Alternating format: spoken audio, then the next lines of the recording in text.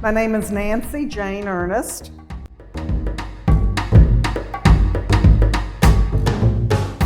I'm a native of Elizabethton, Tennessee. I grew up there and went to school. I've lived in Jonesboro, but right now I'm a resident of Johnson City. Got a Master of Fine Arts degree at East Tennessee State University. I have an exhibit, which I'm sitting in the midst of at the McKinney Center of my art. Mainly oil paintings that I have done in the last 3 or 4 years. Many of them done during the pandemic when I was locked down, more or less. My father advised me when I went to college to study to be an English teacher because English was my best subject. I didn't take art during high school, but I always painted and drew. But fathers are very practical. And he said, you can always teach school if you have to support yourself. So I majored in English and minored in biology. Did not take any art classes and did student teaching in the last quarter of school and found out, there's no way I want to teach high school English. And I didn't know what to do because that was it, you know. And my mother-in-law at the time said, well, you took a jewelry class because you liked it. Why don't you get a master's degree in jewelry making? And I said, I can go back to school? And she said, sure, you can go back. You can study anything you want to. So I had a portfolio of paintings, but I was going to study jewelry. But when I went back, I had to study everything. I had to take every class in the art department. And in 3 years, I had the best time of my life just doing art things, because my main thing is I love to make things. I love to build things. I love to fix things. I love to color things, you know, working with my hands. Doesn't matter whether I'm painting or whether I'm sculpting. I've got some sculpture in the show too. I have taken several classes in the last few years from Tom Root because his portraiture just blows me away. And I've taken a class from Peggy on how to mix green. I mean, that's very important. If you're a landscape artist, you need to know how to mix green. So those are two local influences, but I tend to be influenced by the impressionistic style of painting, and I have posters up in my bedroom that make it look like some kind of an art gallery. It's real silly, but it doesn't matter. I look at them all the time. There are different media.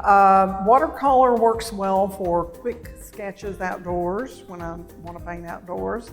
I paint with alcohol ink also, and alcohol ink doesn't always do what you think it's going to do, and I love to do abstract things with alcohol ink. Many years ago, I took an adult education class at Dobbins Bennett, and the teacher, it was a wheel class, and I sat down at the wheel, you know, and she was teaching us how to do cylinders and everything, but it hurt my back, and I said, could I just take my clay over here on the table and play with it? She said, sure.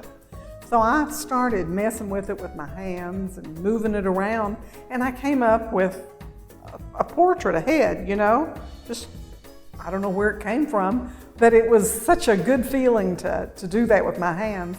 And then, years later, I had it sitting in my living room next to a portrait that I had done of my great-great-grandfather, whom I never knew.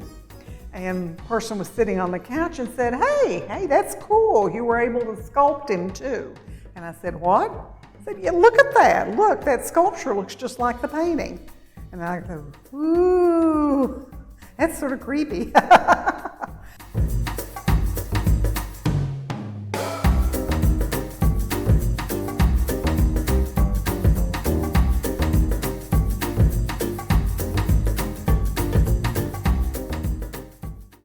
The paintings in this particular show, the largest is 30 by 30 inches, and that's about as big as I've painted.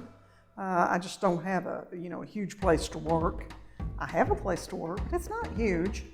So I'm really proud of doing some big things. I paint rather quickly, so I can fill up a canvas, not much time. I can't say I'm not a fussy painter because I'm very aware of what I'm doing, and I do, follow the prescribed ways of using my paint and coming out with things. But I do enjoy just ripping them out. I mean, I lose myself when I paint. One big thing that changed, which actually changed my style, was I had some surgery several years ago, and I was required to rest for 6 weeks. And I was home, like, what am I going to do for 6 weeks? And I found my box of oil paint that I had not used for 10 years and a palette knife in there. And I thought, well, let's see if this still works. So palette knife, I cleaned it off, and started using paint straight from the tube with a palette knife instead of adding turpentine and using brushes that you have to dip and clean. With a palette knife, oh wow. All I had to do was take the paint and spread it, just like I was spreading icing. Get a canvas out and just work it that way. Ooh, and it was such fun. And when I was finished, all I had to do was wipe it off with a paper towel. I was done. Oh. And once I started doing the palette knife work, then I became more aware of a painting being, and I was telling somebody recently, a painting being a series of shapes and colors. This is what I have to tell myself while I'm painting. I'm not painting a picture of a jar, a picture of this. I'm painting light and dark, shapes, colors, just like a puzzle. People put puzzles together and they match the colors up, and this one fits and the shape fits. And so painting with a palette knife opened that up to me more than working with a brush.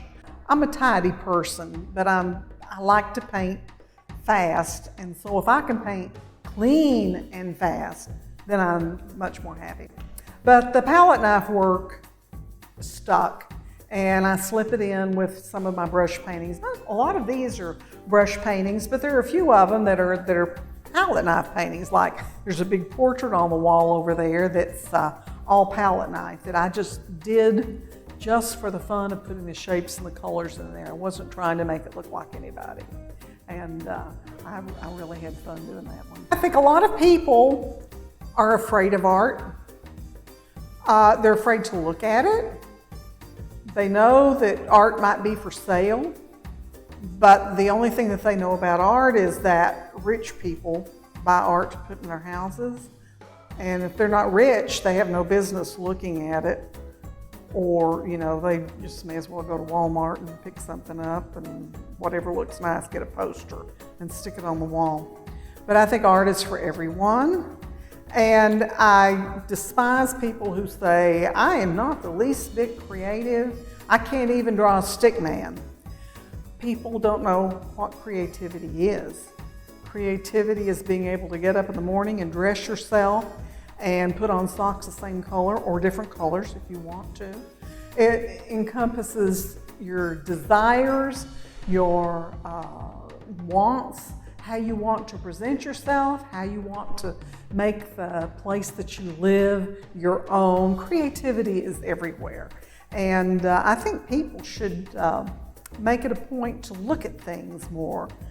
Don't be afraid of people who are creative, who do create, because I sometimes feel like I intimidate people. Maybe it's just my personality.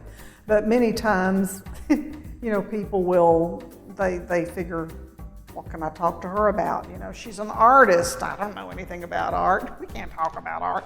And I don't want things to be that way, because I can talk about a lot of different things. So I guess it's just, be open to art, enjoy art, go see it whenever you can, and just open your mouth and go, if you want to, or sit there and gag, whatever you want to do. But see it and make friends with artists, because they can talk about really cool things.